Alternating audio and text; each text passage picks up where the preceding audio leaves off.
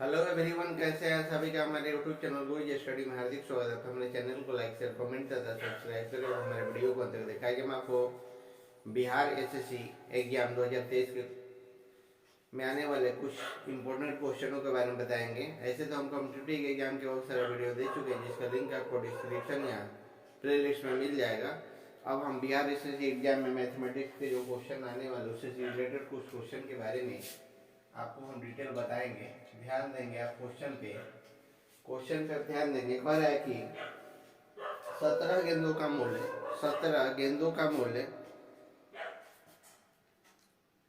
840 रुपए में बेचने पर 17 गेंदों को 840 रुपए में बेचने पर 5 गेंदों के लागत मूल्य के बराबर आपकी क्या होती है? हानि होती है। तो कह रहे कि एक गेंद का लागत मूल्य क्या होगा? एक गेंद का आपका लागत मूल्य क्या होगा? तो देखिए इस क्वेश्चन का हल हम आपको कैसे दे रहे हैं, ध्यान देंगे मेथड पे। क्या हो जाएगा कि मान लिया कि एक गेंद का लागत मूल्य 100 रुपया है। कुछ नहीं रहता तो हम क्या मान लेते हैं? 100 रुपया है। मान लिया कि एक गेंद का लागत मूल्य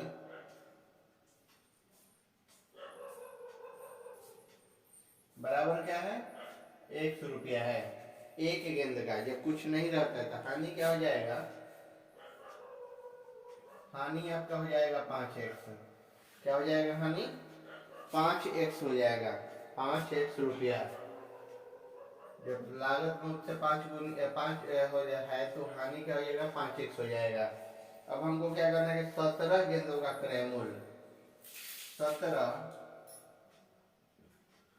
गेंदों का क्रय मूल्य, तो 17 गेंदों का आपका क्रय मूल्य तो हो जाएगा 17 में 1 से गुना कर देंगे, 17x रुपया। 17x रुपया हो जाएगा। तो विक्रय मूल्य क्या हो जाएगा? तो विक्रय मूल्य आपका हो जाता है 17x माइनस आपका 5x, यानी कि 12x रुपए। यही आपका क्या है? विक्रय मूल्य हो जाता है। तो विक्रय मूल्य हो जाएगा। विक्रय मूल्य क्या हो जाएगा? विक्रय मूल्य कितना दिया है? तो 840 रुपया दिया है। तो यहाँ हो जाएगा प्रश्न से 12x बराबर आपका हो जाता है 840। इसलिए आपका x बराबर 840 बटा में 12 से हम घटा देंगे 70 बार में। कितना बार में? 70 बार में। तो इसलिए x बराबर हो जाता है आपका 70 रुपया। तो यही आपका क्या हो जाता है? 70 रुपया आपका राइट आंसर होगा। अगला है आपका, आ गए है क्वेश्चन 2। तो क्वेश्चन 2 आपका देखिए ध्यान से कि कह क्या रहा है।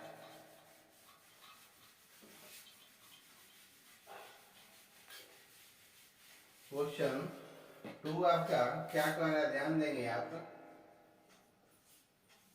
तो कह रहा है कि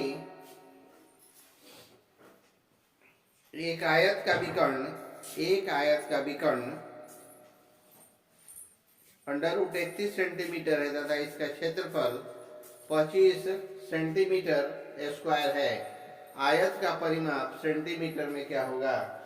आयत का परिमाप जो है आपका सेंटीमीटर में क्या होगा? अब देखिए क्या हो जाता है प्रश्न से।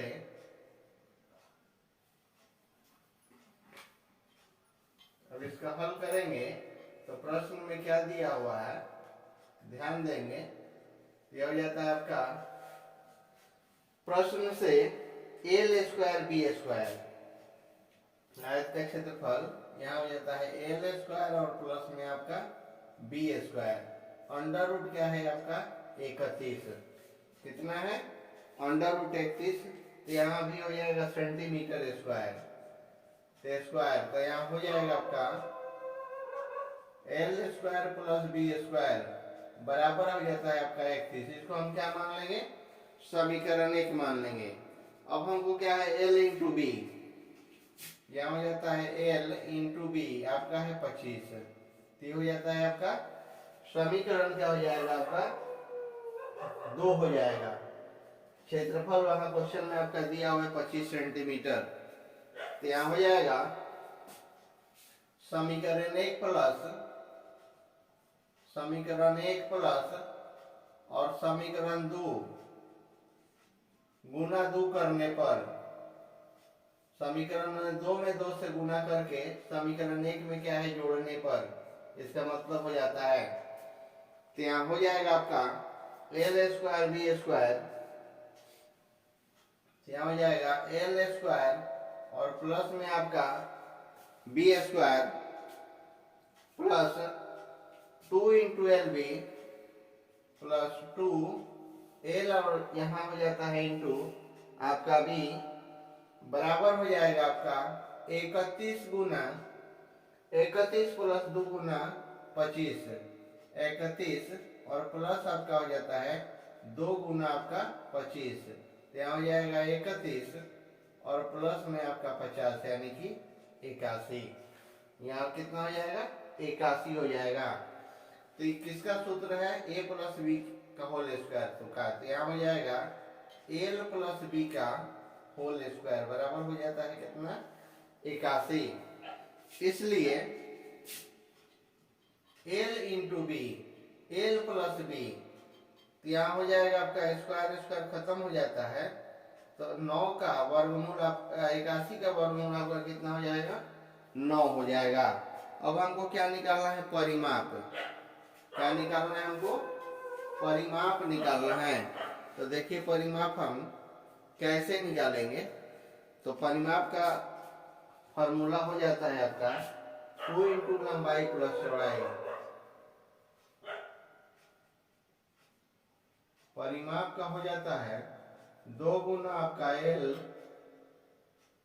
और प्लस आपका बी, तो 2 गुना आपका हो जाएगा 2 से जब हम गुना कर देंगे तो एल इंटू बी आपका कितना आया है, तो यहाँ 9 आया है, यहाँ कितना है 9 आया है, तो 2 गुना 9 यानी कि 18 सेंटीमीटर, 18 सेंटीमीटर, यही आपका क्या हो जाता है राइट आंसर हो जाता है 18 सेंटीमीटर। आगे क्वेश्चन है आपका क्वेश्चन 3। ऐसे क्वेश्चन जो हम आपको बता रहे हैं बिहार एसएससी एग्जाम 2023 में आने की बहुत संभावना है, उसी के अनुसार हम लेकर चल रहे हैं। अब देखिए अगला क्वेश्चन है आपका क्वेश्चन 3। तो क्वेश्चन 3 है आपका कि रीना का खर्च उसकी बचत से 300% अधिक है। रीना का खर्च उसकी बचत से 300% अधिक है। यदि उसकी आय में 30% की वृद्धि और बचत में 20% की वृद्धि हो जाती है तो उसके खर्च में कितने प्रतिशत की वृद्धि होगी, उसके खर्च में कितने प्रतिशत की वृद्धि होगी। अब देखिए इस क्वेश्चन 3 का हल हम बहुत शॉर्ट ट्रिक से कैसे करते हैं। अब यहाँ करना है क्या है कि मान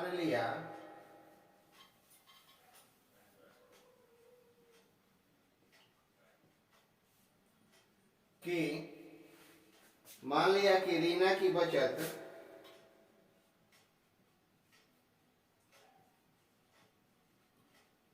बराबर है आपका 100 रुपया। रीना की बचत 100 रुपया है, तो रीना का खर्च यहाँ हो जाएगा आपका रीना का खर्च, तो 100 रुपया माने हैं 300 वृद्धि हुआ है यानी कि हो जाएगा आपका 400 रुपया। क्या हुआ 400 रुपया। अब रीना की आय यहाँ हो जाएगा आपका रीना की आय, तो रीना की आय हो जाएगा 100 रुपया और प्लस में आपका हो जाएगा 400 रुपया यानी कि 500 रुपया। यहाँ हो जाएगा आपका 500 रुपया। अब हमको क्या निकालना है नई आय, नई आय निकालना है। तो नई आय आपका क्या हो जाएगा 500 प्लस 500 का 30% जो वृद्धि हुआ है डबल जीरो से डबल जीरो आपका खत्म हो जाएगा, यहाँ हो जाएगा 500 और 30 में 5 से गुना करेंगे तो आपका 150, यानी कि 650 रुपया। ये आपका हो जाएगा नई आय। अब इसके बाद हो जाता है, जब नई आय हम निकालनी है तो नई बचत निकालेंगे। तो यहाँ हो जाएगा आपका नई बचत, तो नई बचत आपका हो जाएगा 100 रुपया और प्लस 20 रुपया, और प्लस में आपका 20 है, यानी कि हो जाता है आपका 120 रुपया। अब क्या है, नया खर्च। अब हमको क्या निकालना है, नया खर्च। तो नया खर्च आपका क्या हो जाएगा, 650 रुपया है, उसमें से 120 को हम घटा देंगे। तो यहाँ हो जाएगा 650 माइनस आपका 120, यानी कि 530 रुपया। ये आपका क्या हो गया, नया खर्च हो गया। अब कह रहा है कि रीना के खर्च में अभीष्ट वृद्धि।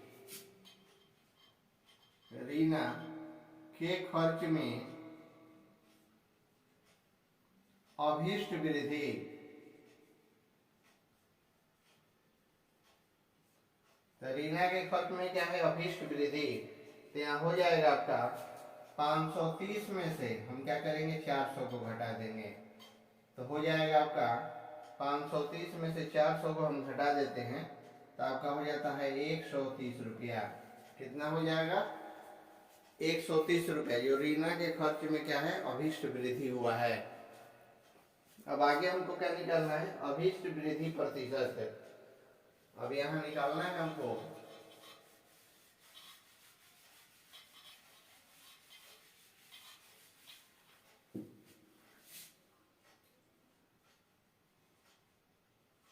अभीष्ट आपका वृद्धि प्रतिशत निकालना है। तो वृद्धि प्रतिशत कैसे निकालेंगे, यानी कि 130 और बट्टा में हो जाएगा आपका 400 और गुना हो जाता है आपका 100। अब इससे हम करेंगे क्या, अब इससे हम घटा देंगे तो बचेगा कितना, 130 बटा में आपका 4 प्रतिशत, यानी कि 130 में हम 4 से भागा करेंगे तो आपका हो जाएगा 32.5%। यही आपका क्या है, उसकी आय में अभीष्ट वृद्धि का प्रतिशत है, तो राइट आंसर होगा। अब है नेक्स्ट क्वेश्चन आपका 4। अब देखिए नेक्स्ट क्वेश्चन आपका 4 क्या कर रहा है, ध्यान देंगे।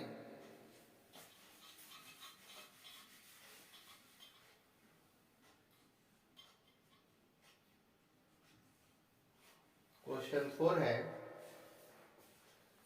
ध्यान देंगे क्या कह रहा है आपका। यहाँ है आपका 10 प्राकृतिक संख्याओं का औसत 32 है, यदि पहली 6 संख्याओं का औसत 30 है और अंतिम 6 संख्याओं का औसत 33 है, तो पांचवी और छठी संख्याओं का औसत आपका कितना होगा। पांचवी और छठी संख्याओं का औसत कितना होगा। अब देखिए इस क्वेश्चन का हल हम कैसे कर रहे हैं, ध्यान देंगे। तो यहाँ हो जाता है आपका पांचवी तथा छठी संख्याओं का योग। पांचवी तथा छठी संख्याओं का योग है,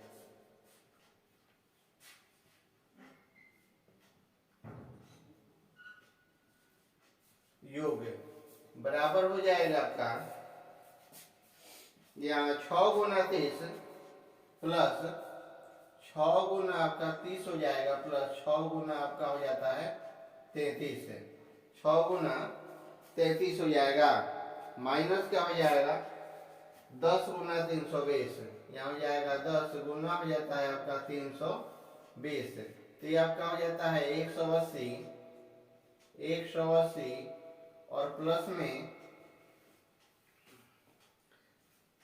180 ये हो जाएगा, प्लस में 6 में 33 से करेंगे तो आपका हो जाता है 198, माइनस आपका हो जाता है कितना 3200। कितना हो जाएगा आपका 3200। तो 3200 हो जाता है यानी कि तो 10 से करेंगे तो यहाँ हम 320 लिखेंगे। 320 20 ही लिखेंगे। अब यहाँ होगा क्या कि दोनों संख्या को हम जोड़ देंगे, तो यहाँ हो जाएगा 8, 7 और 3, मतलब 378 में से हो जाएगा 320 को हम घटा देते हैं। 378 में से 320 को घटाएंगे तो यहाँ हो जाता है आपका 58। यहाँ क्या हो जाएगा 58। जब 58 होगा तो अभिष्ट औसत दो संख्या है, तो दोनों संख्या मिलाकर कितना आया है तो 58। तो यहाँ हो जाएगा अभिष्ट औसत, औसत तो यहाँ हो जाएगा 58/2 यानी कि 29। 29 आपका क्या हो जाएगा राइट आंसर होगा। अभिष्ट औसत होगा किसका, संख्याओं का। अब देखिए लास्ट क्वेश्चन आपका रह गया है। लास्ट क्वेश्चन आपका है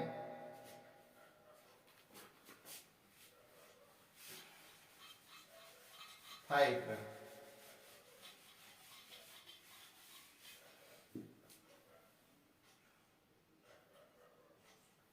क्वेश्चन 5 देखिए कह क्या रहा है, ध्यान देंगे।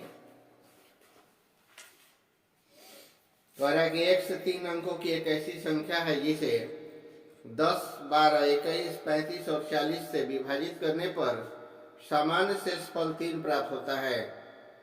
x का न्यूनतम मान क्या होगा, x का न्यूनतम मान क्या होगा। अब देखिए सबसे पहले इस सभी संख्या जो दिया हुआ है उसका हम क्या करेंगे एलसीएम निकाल लेंगे। एलसीएम निकाल लेंगे तो देखिए संख्या आपका क्या दिया हुआ है 10, 12, 21, 35 और 40। इस सभी संख्या क्या करेंगे हम एलसीएम निकालेंगे।